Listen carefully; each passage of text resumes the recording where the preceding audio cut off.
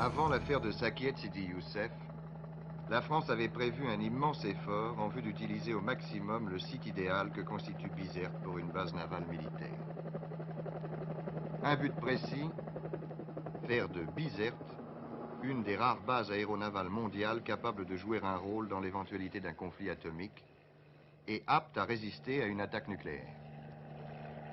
Vue d'en haut, la base de Bizerte ne diffère pas des autres bases, mis à part le fait que la nature semble avoir tout fait pour combler les vœux de l'amiral le plus exigeant.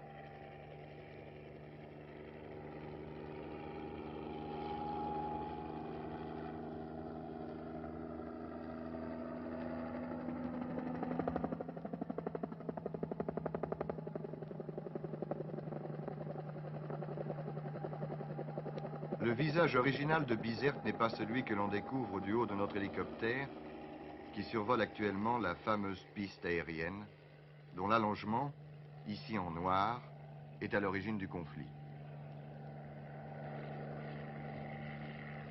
Non, le visage original de Bizerte, 5 colonnes à la une, va vous le montrer en détail pour la première fois à la télévision.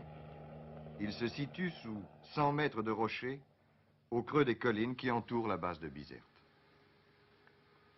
C'est parce que ces souterrains existent que le général de Gaulle a estimé que Bizerte ne pouvait, en l'état actuel des choses, être rendu à la Tunisie. En moins de 10 ans, 5 ouvrages ont été creusés dans le roc.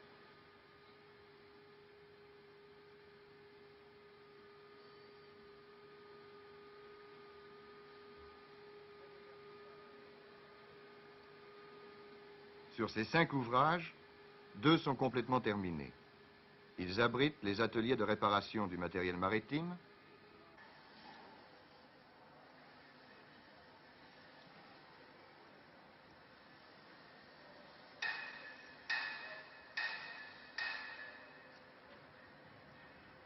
une centrale électrique capable d'alimenter la base, mais aussi la ville entière de Bizerte. C'est d'ailleurs ce qu'elle a fait après les événements. Des centres de communication, de radio et de radar, à partir desquels on contrôle l'ensemble du trafic maritime de la Méditerranée. Les 3 autres ouvrages seraient terminés si l'affaire de Sakiet n'avait pas éclaté en 1958, remettant en question les perspectives du maintien de la base française en territoire tunisien.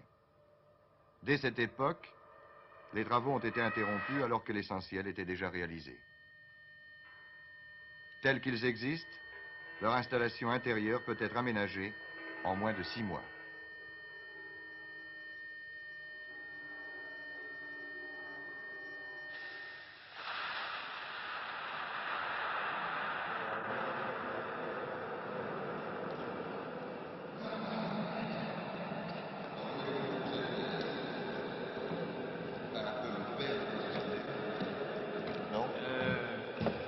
Le père, non, parce que quand je suis arrivé il y a 4 ans, les travaux de creusement des souterrains étaient déjà très avancés et le père, c'est mon prédécesseur, l'ingénieur général Cordonnier. Bon, au fond, les travaux de tous ces souterrains ont été entrepris il y a combien de temps? Les projets ont commencé aux environs de 1952 et on peut dire que les premiers coups de pioche ont été donnés pour le premier ouvrage aux environs de 1953. Pour le premier ouvrage, puisque l'ensemble de la base de Bizerte comprend 5 ouvrages. Actuellement, c'est le dernier de ceux que vous avez visités. C'est un parc à hydrocarbures souterrain. Mais l'ensemble de la base était conçu pour en faire d'abord un cerveau de commandement sur la pointe avancée de l'Afrique, vers l'est, et secondo, une sorte de station-service pour les flottes au large, soit ravitaillement en munitions, soit ravitaillement en carburant. Et le réservoir à essence ou, je sais pas, à mazout dans lequel nous sommes, ça représente quoi comme mètre cube? Ah, ben, le réservoir dans lequel nous sommes, représente 5000 mètres cubes.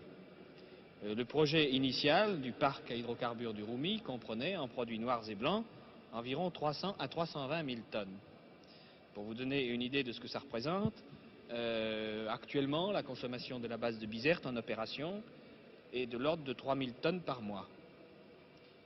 Si vous prenez un porte-avions comme la Romanche, qui est un gros mangeur, lorsqu'il fait les pleins complets, par exemple, eh bien, il emporte à peu près 3000 tonnes dans son flanc. C'est-à-dire moins que la contenance de ce Moins que la réservoir contenance de dans ce lequel nous sommes. réservoir dans lequel vous êtes, qui fait lui 5000 mètres cubes.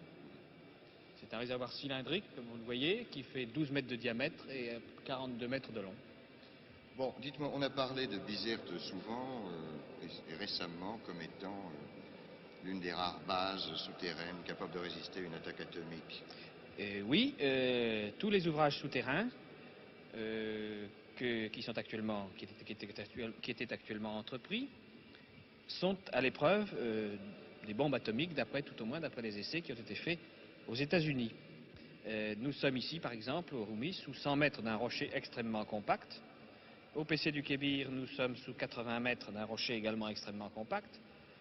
Les soutes à munitions du Meslem, qui, je vous le dis en passant, car je ne crois ne pas l'avoir dit encore, représentaient à peu près 5000 tonnes de munitions, sont également par 80 mètres de rocher. Il n'y a que les deux centres de réception qui, pour des raisons de longueur de câble, à partir des antennes, sont simplement à 40 mètres de profondeur sous rocher. Bon, pour qu'on puisse à peu près se faire une idée, que représentent les installations souterraines de Bizerte par rapport, disons, à la plus grande base souterraine du monde? Eh bien, je ne connais pas de grande base souterraine en dehors de Mers el-Kébir. Voilà pourquoi la base militaire de Bizerte, en l'état actuel des choses, est considérée comme importante par le gouvernement français.